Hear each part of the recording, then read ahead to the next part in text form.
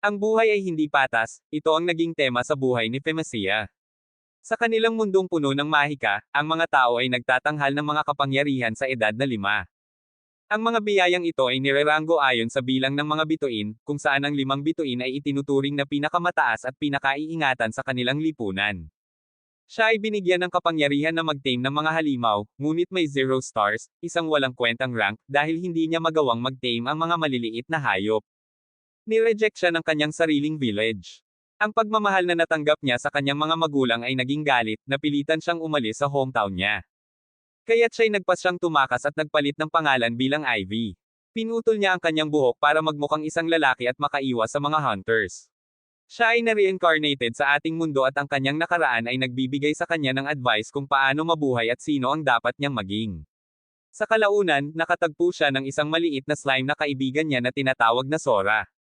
Ngayon, ang pinakakamahinang duo ay patungo sa capital kung saan makakatagpo siya ng kanyang hinahanap. Si Ivy ay tumatakbo papunta sa gubat. Nilalagay niya ang mga kaldero at kawali para umaingay sa puno kapag may dumaan. Kapag may dumaang tao, hihilahin niya ang ilang nakatagong bag mula sa isang sikretong lugar. Siya ay nagtataka habang ang mga ito ay sinisipsip ng bag.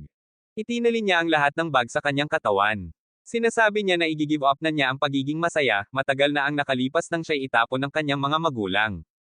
Sinusubukan niya ang kanyang patalim ngunit siya ay nadapa. Nagtatanong siya kung may nagawa siyang masama sa kanyang nakaraang buhay kaya't siya'y ganito kamala sa kanyang kasalukuyang buhay. Sumunsob siya pababa ng burol, masaya na natagpuan niya ang isang lugar na pinagtatapunan ng basura. Kinuha ang isang bag mula sa basurahan at halos matusok ng mga natapon na spears. Masaya siya sa bagong jacket at isang mapa na maaaring gawing mas madali ang kanyang paglalakbay. Ngunit kahit na may positibong pananaw siya, may mga iniisip na nagpapaalala sa kanya na siya'y isang unwanted child na nabubuhay sa basura tulad ng isang tambay. Nakakita si Ivy ng isang lalaking tamer ng halimaw. Sumitsit ito para tawagin ang mga slime na kumakain ng basura. Siya ay nagtataka na natutunaw ang kalat, iniisip niya mukha ba itong mga cute sa nakaraang buhay niya. Tumakbo siya palayo upang magtago nang ang lalaki ay lumapit sa likod ng basurahan. Tinititigan niya at natakot nang sinabi ng lalaki na may reward sa makakakuha ng ulo ng babae buhay man o patay. Lumalayo siya at hindi makatulog ng maayos dahil sa kaba. Sa pagtawid niya, may malakas na hangin na dumapo, at nakakita siya ng dosenang slimes na tumatalon sa paligid niya. Tumakbo siya at hinabol siya ng mga ito. Nakarating siya sa gubat at nadapa, mas maraming slimes na sumulpot at naghil siya gamit ang potion. Naligo siya at pinutol ang buhok at nagbihis pang lalaki. Nakatingin si Ivy sa tubig, handang simulan ang kanyang bagong buhay, ngunit natagpuan niya ang isang maliit na slime sa dahon na cute para sa kanya. Sa kanyang pagkakaalam ito ay pinaka-rare at kilala bilang pinakamahinang slime. Hindi niya maiwasang magdiwang dahil ang slime ay kasing hina at walang silbi tulad niya. Sa isang maliit na ihip ng hangin, dinala ang maliit na slime palayo, at nang tingnan ni Ivy ang libro, natutunan niyang ang slime ay maaaring mawala mula sa mas malakas na hangin o kahit nasa pinakamaliit na haplos. Habang nakatingin siya rito, napagtanto ni Ivy na maaaring mamatay ang slime sa loob ng isang araw. Nang dumampi ang hangin, hinabol ito ni Ivy, na muntik mahulog sa tubig. Dito, inilalaan niya ang kanyang oras kasama ang slime bago ito tuluyang maglaho. Kinakausap niya at binabanggit ang kanyang mga opinyon tungkol sa kung paano hindi patas ang mga Diyos, na gumagawa sila ng mga taong masaya pero pati na rin ng mga taong malungkot tulad niya. Sa mundong ito, tinatawag na Hogus ang mga tao, at lahat ay mabibigyan ng skills sa pag sila ay 5 years old na. Ang ama ni Ivy ay may 2 bituin na carpentry skills, ang ina ay may 2 bituin na needlework at 1 bituin na mending skills. Sa edad na 5, si Ivy ay tinaguri ang may kasanayan sa pag-tame, ang kakayahan na mag-tame ng mga halimaw at matalo sila. Ngunit malungkot na siya'y isinilang na walang bituin, isang tamer na hindi makakapag-tame ng kahit isang halimaw, walang silbi at itinaboy ng lipunan. Hindi na binibigyan ng pamilya si Ivy ng pagkain at tirahan. May mga alaala siya mula sa kanyang nakaraang buhay, subalit malabo at hindi masyadong makatulong. Isa siyang tao mula sa ibang mundo, at mabait lamang sa kanya ang manghuhula. Ngunit kamakailan lang, namatay ang manghuhula, at ngayon, lahat ng tao sa nayon ay nagtatangkang patayin si Ivy, kahit na wala siyang nagawang masama. Masama bang maging walang bituin? Tinatanggihan ba ng mundo ang kanyang pag-iral? Nang tinitigan niya ang slime, nagpapahayag siya kung paano itinadhanang mawala ito sa loob lamang ng isang araw. Kinabukasan, nagising siya at nagmadali na hanapin ang maliit na slime. Binubuksan niya ang kanyang mga bag at naalala ang sinabi ng manghuhula na dapat siyang pumunta sa Royal Capital. Nang suriin niya ang mapa, natuwa siyang buhay pa ang slime. Natutunan niya mula sa compendium na upang pagsupilan ang isang halimaw, kailangan niyang ibigay dito ang kanyang mahikang enerhiya. Kung tatanggapin ito ng halimaw, sisiklab ito at kailangang tanggapin ang isang pangalan. Nagtataka siya kung kaya niyang gawin ito, lalo na't wala siyang bituin, binigyan ito ng pangalang Sora, na nangangahulugang langit. Sa pangalan na iyon, siya'y naging masigla sa paglalakbay kasama ang kanyang munting kaibigan, na may buong pagtanggap sa kanyang pangalan na Ivy, na sa halaman galing. Kinabukasan, may dumaang daga sa isang maliit na trap, ang ika-10 na nahuli ni Ivy. Lubos siyang natuwa dahil may panghapunan siya ngayong gabi. Binalot niya ang daga sa dahon at itinago sa kanyang bag para mamaya. Itinuro niya sa kanyang mapa ang kanyang kasalukuyang lokasyon, ang lugar ng kanyang bayan, Lomi Village, at inirekomenda na ang Royal Capital ay malayo pa sa kaliwa pagkatapos ng mapang ito.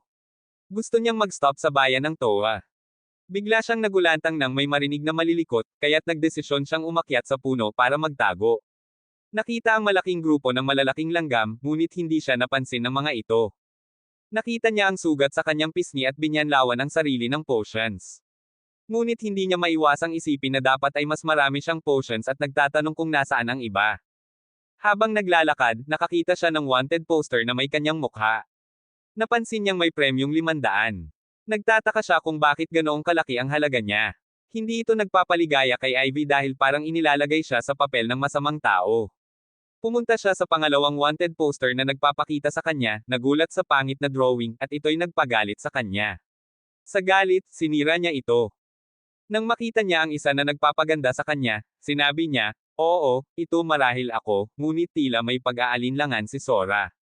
Dumating sila sa susunod na bayan, at nadama ni Ivy ang kaunting inggit sa mga tao na may araw-araw na mahika. Sa isang tindahan ng karne, naisip niya na pwedeng niyang ibenta ang kanyang mga field mice.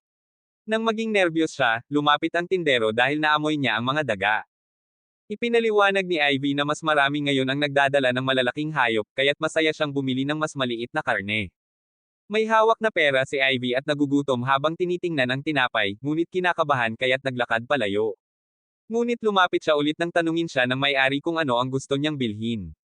Nagtanong si Ivy kung ano ang kaya niyang bilhin sa 100, at ipinaliwanag ng may-ari na pwede niyang bilhin ang buong shelf ng tinapay sa halagang iyon. Nagdesisyon siya na bumili ng ilang bagay at lumisan ng masaya na may mga masarap na pagkain. Sa gabi na iyon, umupo siya sa tuktok ng puno, labis na nangangarap na kumain. Pagkatapos, pinaghati niya si Sora. Natutunan niya na hindi kayang kainin ni Sora ang tinapay, ngunit hindi niya maunawaan kung ano ang maaaring gustuhin nitong kainin. Kinabukasan, labis siyang natuwa nang makita ang bundok ng basura. Natagpuan niya ang mga basket ng mga potion ngunit lahat sila ay expired at may kulay na hindi naaayon. Natuklasan ni Sora ang paggamit sa pamamagitan ng pag-absorb ng bote ng potion, na nagtataka si Ivy dahil ang pag-absorb ng hindi buhay na material ay karaniwang isang kasanayan lamang ng mga bihirang slimes na may mataas na antas. Interesado si Sora sa mga bote ng potion, lalo na ang mga asul. Sa bawat pagkain, naisip ni Ivy na sana'y maaari siyang manatili sa capital magpakailanman, kung saan siya'y mabuti ang itinuturing ng mga tao, mas lumalambot siya sa susunod na araw, at pumasok sa nayon. Nang makita niya ang ilang mga manlalakbay, naalala niya ang lalaki na nagpapahunting sa kanya para sa isang bounty, kaya tumakbo siya palayo. Tumakbo siya sa tindahan ng tindero na handang bumili ng mga daga, ngunit nagulat siya nang makita ang kanyang wanted poster sa tindahan.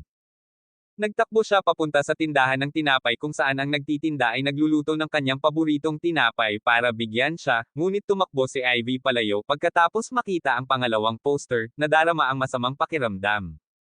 Umiiyak siya sa gabi dahil alam niyang kailangang iwanan ang lugar. Kinabukasan, nang magsanay siya, dumating siya sa isang cross na daanan, hindi sigurado kung saan pupunta. Naisip niyang kumain muna dahil takot siyang kumuha ng kagamitan sa kapital. Natuwa siya nang matagpuan ang isang puno ng ginto ng mansanas, ngunit hindi na siya tuwang-tuwa nang malaman na ito'y isang halimaw na umaatake sa mga manlalakbay. Sumubok si Ivy na tumakas ngunit nasugatan ang kanyang pulso mula sa isang mabangis na atake. Habang si Ivy ay nakahiga sa lupa, handang mawala ng malay dahil sa sakit, unti-unti nang umiilaw si Sora, at hindi maiwasang isipin ni Ivy na tama, kumakain din ang mga slime ng tao.